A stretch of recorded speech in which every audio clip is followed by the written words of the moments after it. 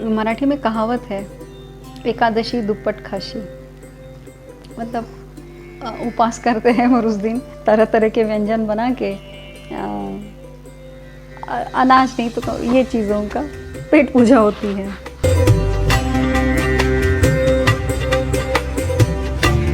Hello दोस्तों, अभी कुछ दिन पहले 8 जुलाई को मेरे एक फ्रेंड के घर हमको डिनर का निमंत्रण मिला।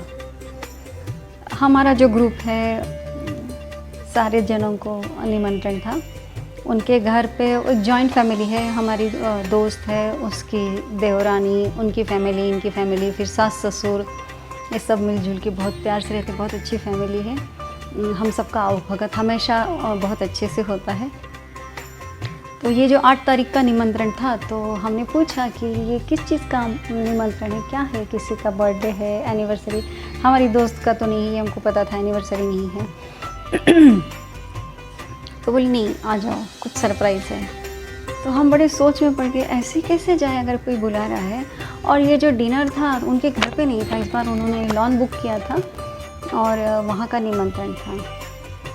तो हमने फिर आपस में चर्चा की कि सरप्राइज़ है और अचानक पता चला, या उसके इन लॉज की कहीं मैरिज एनिवर्सरी या 60वीं या 50वीं एनिवर्सरी या इस तरह से तो कुछ नहीं है, या उनमें से किसी का सहस्त्र चंद्र दर्शन वगैरह। हम क्या क्या सोच रहे थे, बोले खाली हाथ कैसे जाए। तो बोले चलो बुके लेके तो जाएंगे ही जाएंगे। बुके देने की कोई वैसे वजह तो होती नहीं है, हम ऐसे भी बुके दे सकते हैं। हम जो निर्धारित जगह थी वहाँ पर पहुँचे, तब तक हमारा वो दिमाग में हम सब सोच ही रहे थे, उत्कंठा बढ़ते जा रही थी कि हम किस चीज़ के लिए जा रहे। बड़े अच्छे से हम सच धज के गए थे। हम वहाँ पर पहुँचे, वो जगह लॉन, वहाँ पर हम पहुँचे तो बड़े से एक बोर्ड पे लिखा था, सर्वांना कांदे नवमीच्या हार्दिक शुभेच्छा। कांदे नवमी महाराष्ट्रियन लोगों को पता है, पर जिनको नहीं पता है उनको बता दूं।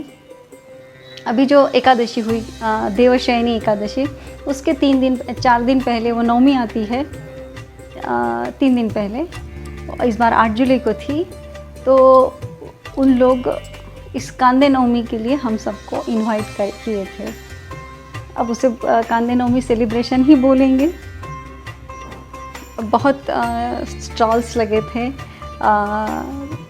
कांदा भजी, फिर वो कांदे खिकड़ा पकोड़े, देन कांदे के पराठे, कांदे की चटनी, देन झुणका भाकरी तो मशहूर है। और फिर ऐसे 7-8 स्टॉल्स हैं। अभी मेरी सलाइवरी ग्लैंड्स, मेरे मुंह में बताते हुए भी पानी आ रहा है। और वो सारी प्याज की चीज़ें थी। कांदा नवमी का मैंने था हमारे घर में भी, बचपन से मैंने देखा था कि कांदा नवमी को एक दिन आता था और जाता था। एक मम्मी कुछ प्याज की भजी वगैरह, कांदा भजी वगैरह बनाती थी। पर इस तरह से मनाना, सेलिब्रेशन के रूप में कांदा नवमी को सेलिब्रेट किया जाए, इस तरह से एक त्यौहार उस दिन हमने कांदे के साथ मनाया। तब से मेरे दिमाग में ना वो कांदा पूरा है। उसके बाद क्योंकि वो देवशयनी एकादशी है और उसके बाद चातुर्मास शुरू होता है। अब पौराणिक कथाएं हमको बताती है कि देवशयनी एकादशी मतलब इस सृष्टि के पालनकर्ता, इस सृष्टि के तारणहार भगवान श्री विष्णु उस दिन क्षीर सागर में 4 महीनों के लिए निवृत्त होते हैं। उस दिन से चातुर्मास आरंभ होता है। अब हमारे पालनकर्ता, हमारे तारणहार अगर निद्रिस्त है, हमारा ध्यान रखने वाला अगर निद्रिस्त है, तो अब हमको खुद का ध्यान खुद रखना है, खुद का ख्याल खुद रखना है। इसलिए फिर ये व्रत वैकल्य शुरू होते हैं कि हम फिर बाकी भगवानों का भी मान्यता है, और ये मैंने पौराणिक कथाओं में पढ़ा है, सुना है। तो ऐसा मानते हैं कि फिर हम बाकी सारे भगवान जी का आराधना करते हैं, उपासना करते हैं कि अब हमारा ध्यान रखो। और हम खुद भी कुछ नियमों का पालन करते हैं, जिसमें प्याज और लहसुन जैसी तामसी चीज़ों का त्याग करते हैं ताकि हमारे सेहत को कोई हानि ना हो। और फिर आगे चल के कार्तिक एकादशी में जिस दिन भगवान जी जागते हैं, उसके बाद ये चातुर्मास ख़त्म होता है और फिर रेगुलर खाना शुरू होता है। पर जो प्याज के शौकीन हैं वो एकादशी के 3 दिन पहले कांदा नवमी मनाते हैं, जो उस दिन मैंने भी उसका आस्वाद लिया। ये अब देखिए, कांदा एंड बटाटा, आलू और प्याज, हम 2 सगे भाई हैं, दोनों जोड़ी से चलते हैं, एक ही जगह से दोनों का उगम हुआ है, दोनों ज़मीन के नीचे आते हैं। पर कांदा तामसी हो गया, आलू दुनिया के किसी भी कोने में, इंडियन, कॉन्टिनेंटल, थाई, ये वो जितने तरह का खाना बनता है, हर खाने में आलू का, बटाटे का आलू ने अपनी एक जगह बनाई हुई है। हर किचन में, हर देश के हर किचन में आलू की जगह है। खैर प्याज की भी है, प्याज को भी लोग बहुत चाहते हैं। मेरे ख्याल से आलू से ज़्यादा प्याज के चाहने वाले बहुत है, इसीलिए कांदा नवमी मनाई जाती है, कभी बटाटा नवमी नहीं सुना है। पर अगर ये प्याज इतना पसंद है तो जब भी कोई धार्मिक विधि होता है, भगवान जी का जहाँ पर प्रतिष्ठापना होनी है या इस तरह से होता है, तो सबसे पहले किचन से प्याज तड़ी पार होता है। वाह! जबकि प्याज में काफ़ी औषधि गुण है, फिर भी तामसी प्याज है। भगवान का जहाँ प्रतिष्ठान है वहाँ पर प्याज को मनाही है। एक नॉर्थ इंडिया के, उत्तर भारत के ज्येष्ठ धार्मिक गुरु, उनका प्रवचन मैंने कुछ महीने पहले सुना था। उसमें उन्होंने उनके हिसाब से तो प्याज का 4 महीने क्या 12 महीने सेवन नहीं करना चाहिए। वो कहते हैं प्याज ना सब्जी में आता है ना फल में आता है, प्याज तो सिर्फ छिलकों का गुच्छा है। उन्होंने जिस तरह से समझाया था कि बोले क्या है प्याज, छिलके ही छिलके, छीलते जाओ उसको, परत के ऊपर परत, परत के अंदर परत, परत परत आप उसको छीलते जाओ परत दर परत वो छिलका निकलते जाता है। और बाद में हाथ में क्या बचता है?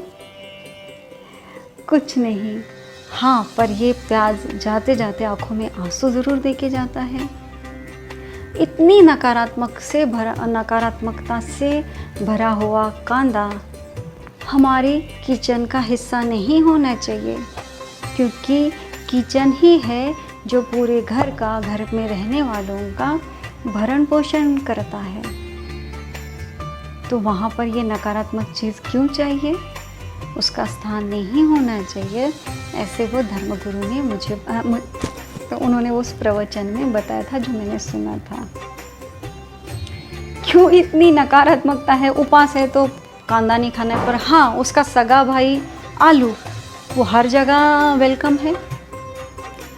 उपास है तो आलू चलता है, तीज त्योहार है तो आलू चलता है, चलो ये ठीक है। हाँ, पर नॉर्थ ईस्ट या कहीं और भी होता होगा, पर मैंने नॉर्थ ईस्ट के, भारत के जो नॉर्थ ईस्ट एरिया के घर है वहाँ पर उन घरों में देखा है कि जहाँ नॉनवेज बनता है इक्वल मात्रा में उस डिश में आलू का भी इस्तेमाल होता है। मतलब नॉनवेज की डिश बन रही है तब भी आलू वेलकम है।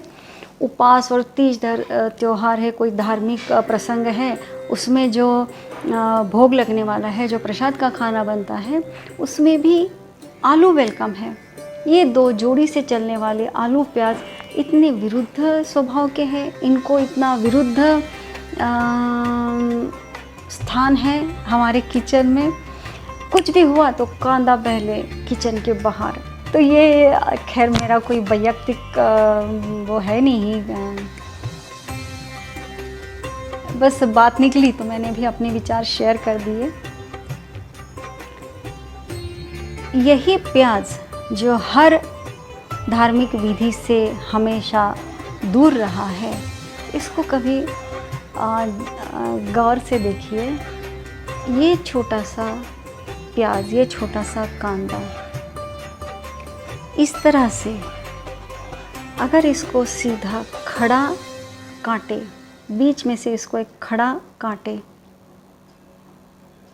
तो ये जो इसका एक आधा हिस्सा है उसको अगर गौर से देखिए तो यहाँ पर शंख की आकृति हम देख पाते हैं।